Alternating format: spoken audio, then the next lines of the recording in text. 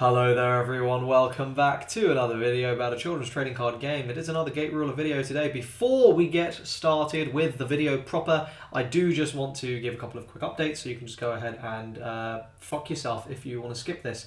So firstly, my laptop had gone off for repairs, it's back now, that's why you're actually getting something that isn't a deck profile, and apologies for, there's a bunch of news I'm going to be going over that I would like to have been able to report on at the time, so unfortunately I wasn't able to because my laptop was gone. If, however, you are part of my Discord server, which you can join in the link below, or follow me on Twitter, which you really should do, I'm very funny, which you can find also linked in the description, at Academy Aibo. I talked about my thoughts and stuff on stuff as it happens, so obviously you go there. Anyway, that's the first thing, so this is going to be a bit of a catch-up.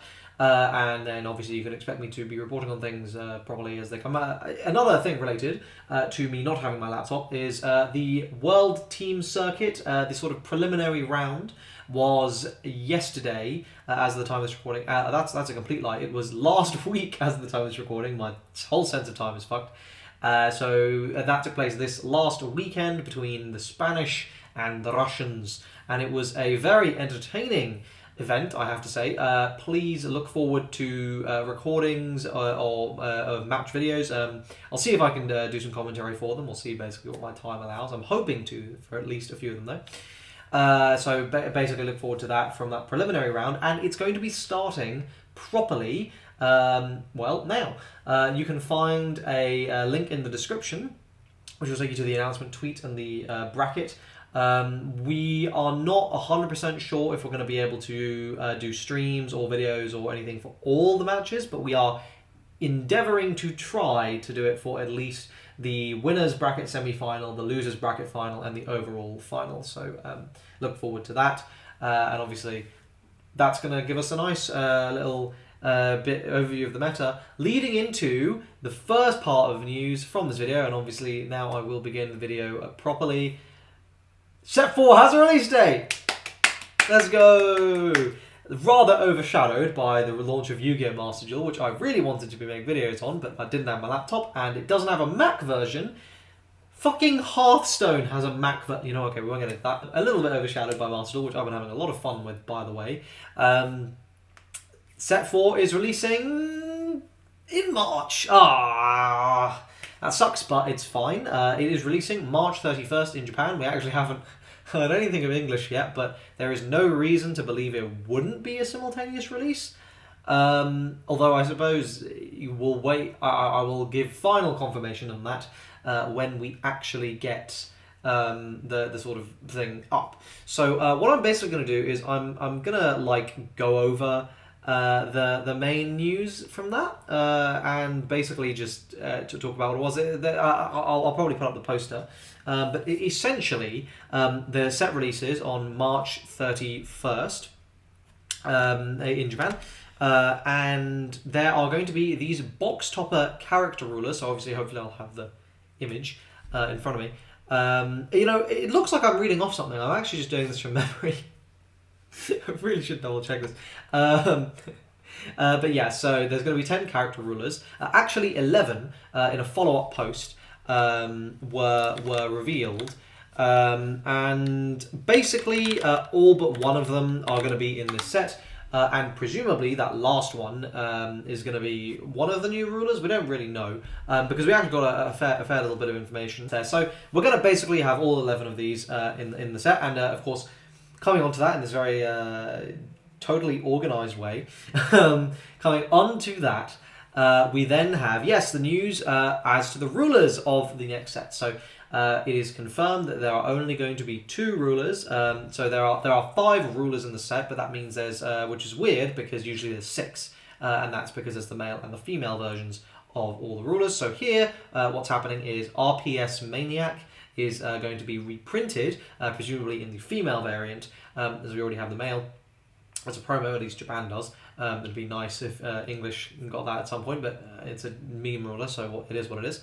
And that's going to be the sort of 5th, and then it's going to be Centurion, and it's going to be Vanquisher. Now, let's talk about Centurion and Vanquisher, what we know so far. So let me tell you exactly, but basically, what we have been told is these are variants of Knight and of Apprentice. Okay, sure, makes sense. and they both have the same thing. You choose your favorite attribute, and you put units with that attribute from all factions into the deck.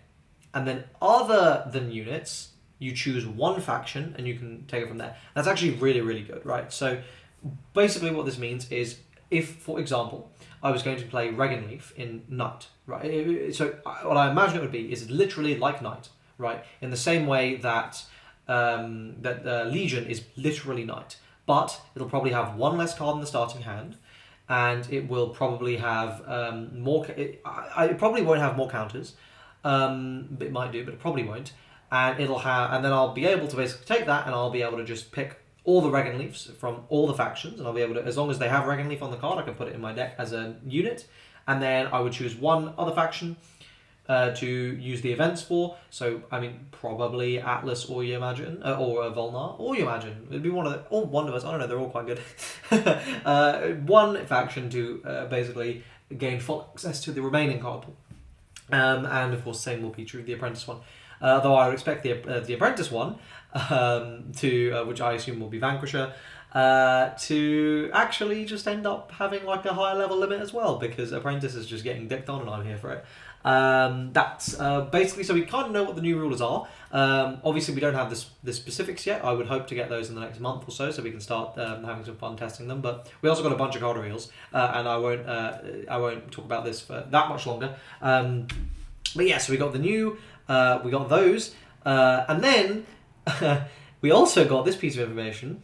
So there's 10 character rulers, obviously, and there's the 5 normal ones.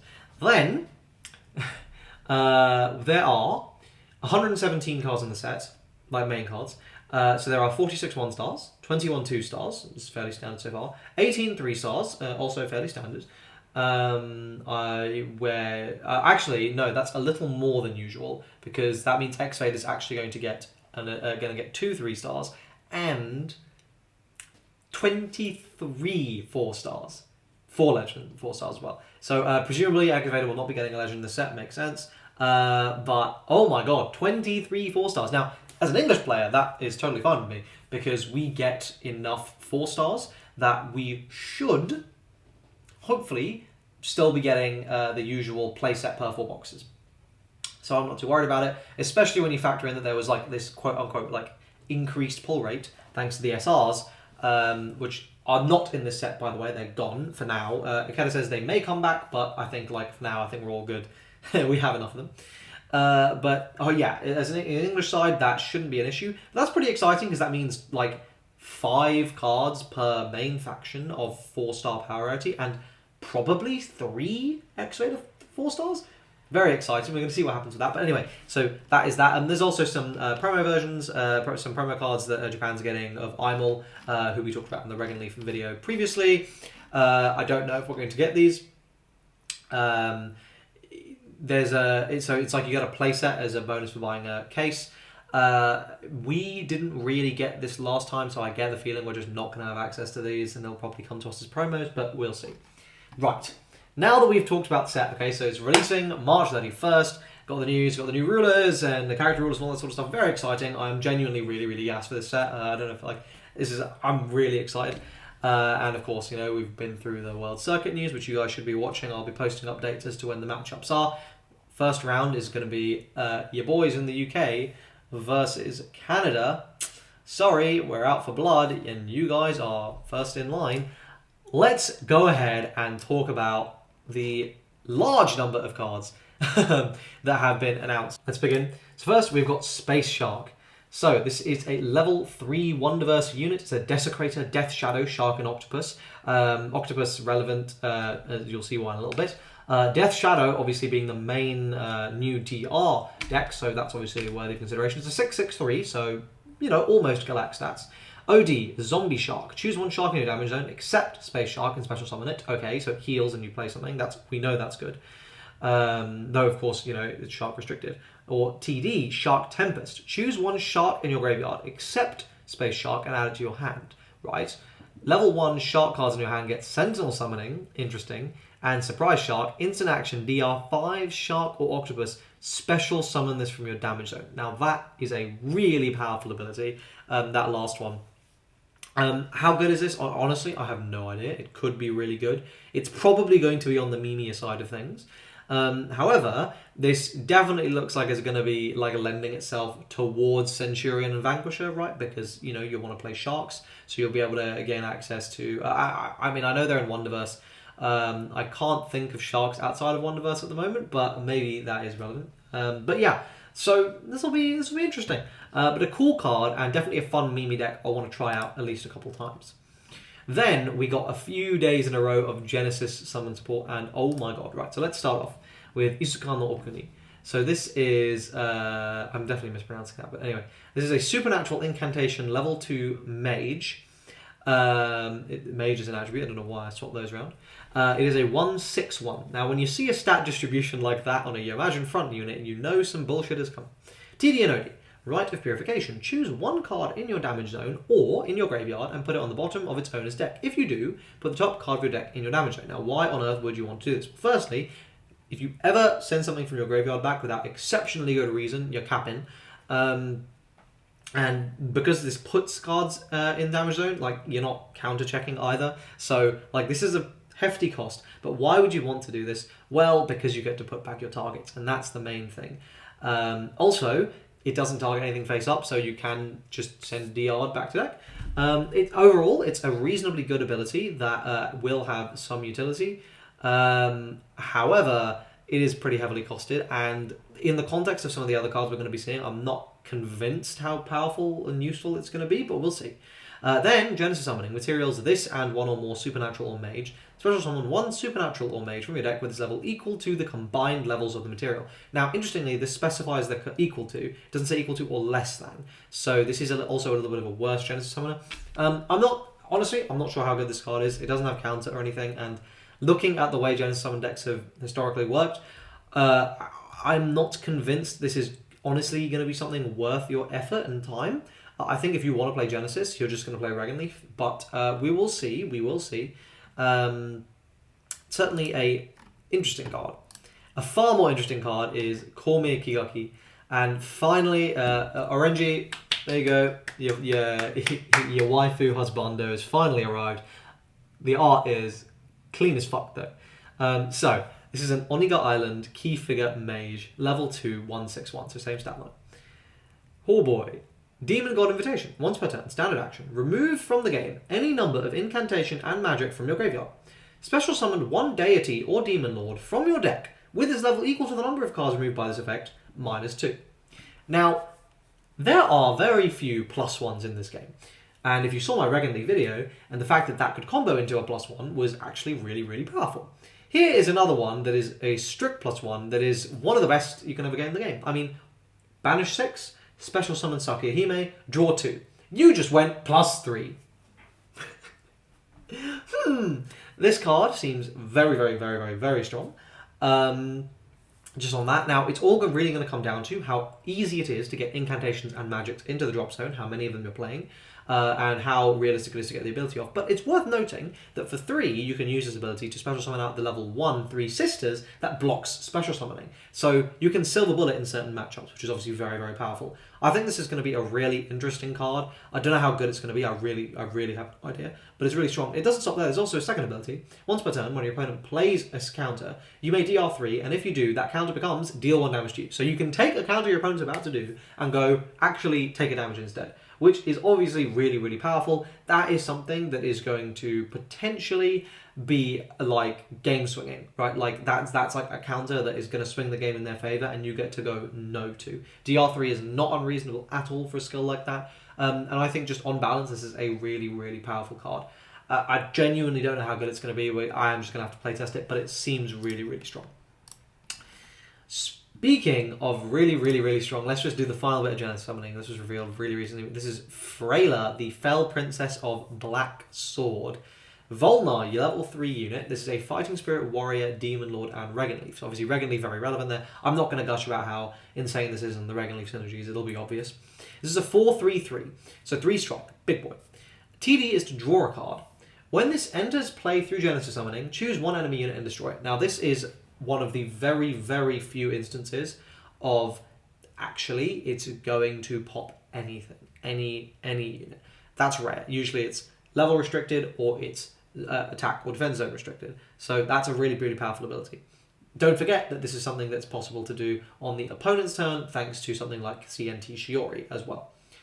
And I'm a woman who never disappoints. Standard action, DR1, put this card from your graveyard to the bottom of the deck.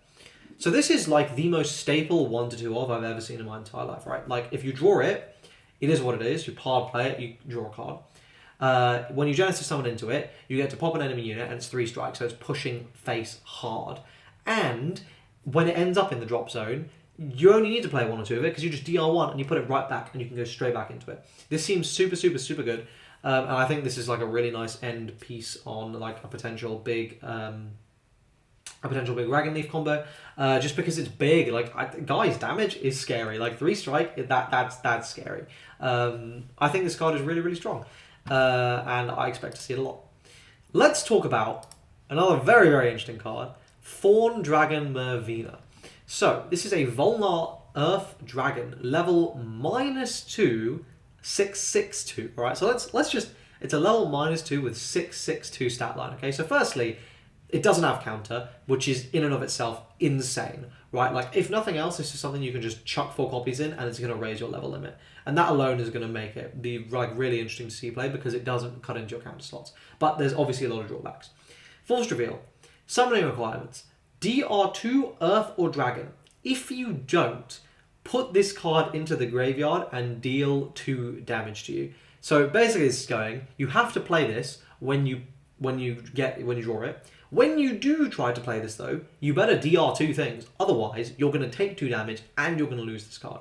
So, you know, fairly high risk reward there. But Earth is a really powerful deck that exists anyway, and so is Dragon. Now, Dragon obviously really powerful in terms of its event support. It really does need the units to back it up, and this is something that it needs. And yeah, like this is the kind of shit that deck needed.